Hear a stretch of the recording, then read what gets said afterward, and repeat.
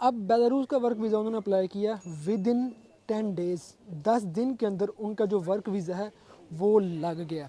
ठीक है, और वर्क वीज़ा कौन सी कंपनी के अंदर लगा मैं आपको वर्क वीज़ा हासिल करने के लिए कुछ ऑप्शन हैं आपके पास। मेरी नज़र में सबसे पहला ऑप्शन ये है कि आप इस वक्त किसी भी जो हमारे अदारे हैं कानून बनाने वाले, किसी भी अदारे के पास जाएंगे, किसी भी कंसल्टेंट के पास, किसी भी एजेंट के पास जाते हैं तो वो जनाब आपका बेलारूस का वर्क वीज़ा 1 महीने के अंदर लगवा देगा।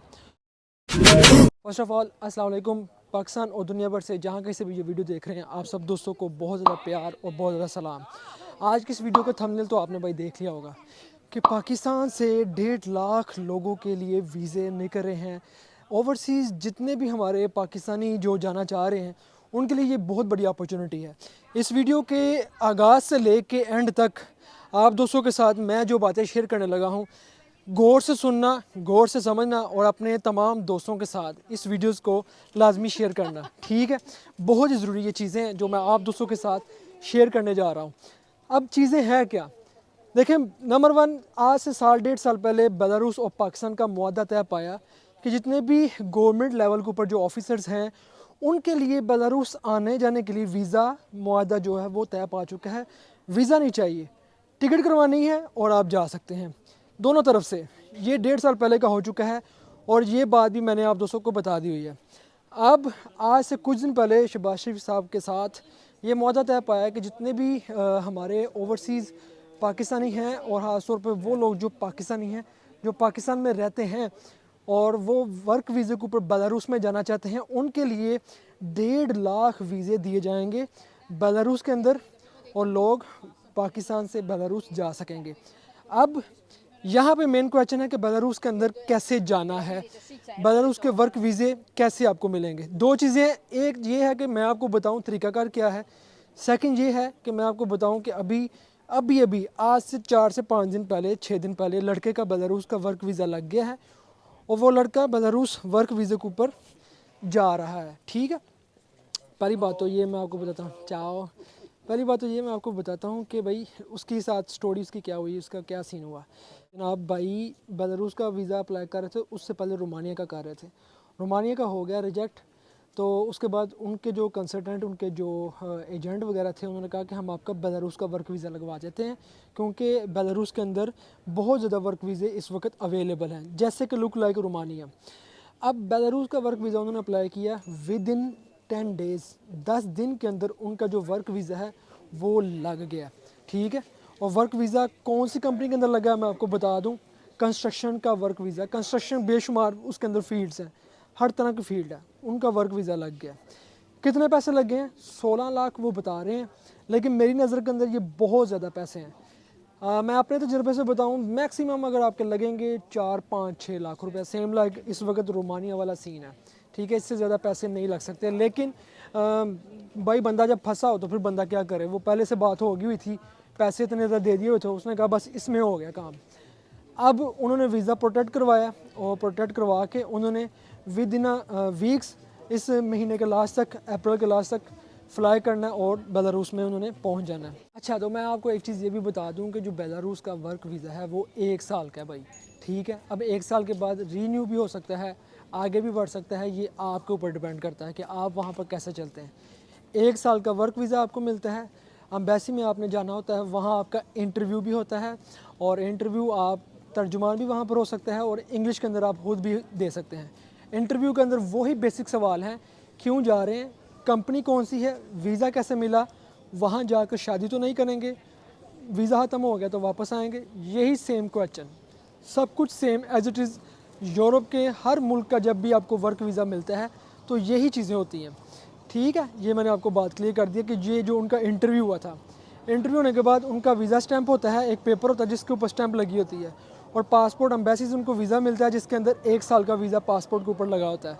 तो आप बेलारूस जाएँ तो वहाँ जाकर आप फिर काम कर सकते हैं, वहाँ जाकर अपनी लाइफ इंजॉय कर सकते हैं। अब दूसरी तरफ हम आते हैं कि बेलारूस में जब आपने अप्लाई करना है तो वहाँ अप्लाई करने के लिए आपको कौन कौन सी चीज़ें हैं जो बहुत ही ज़रूरी हैं।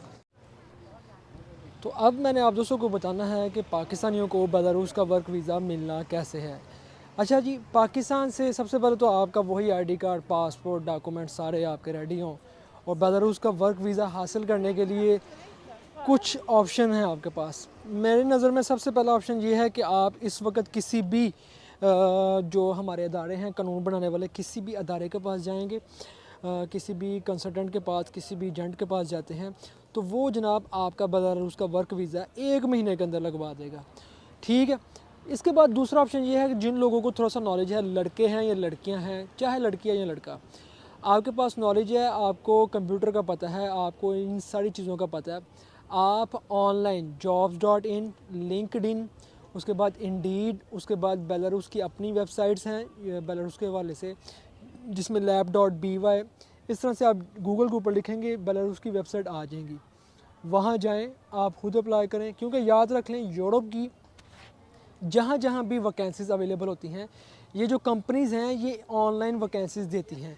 इस तरह से जो हमारे पाकिस्तान के अंदर जो लोग होते हैं, या तो उनका कोई ना कोई बंदा वहाँ जाकर उस कंट्री के अंदर जाकर बैठता है, तो कंपनी के साथ डील करता है कि हमें वीज़े चाहिए। कंपनी तकरीबन फ्री में वीज़े देती है, बहुत कम कॉस्ट होती है, कह लें कि पाकिस्तानी 40-50 हज़ार 60 हज़ार रुपये।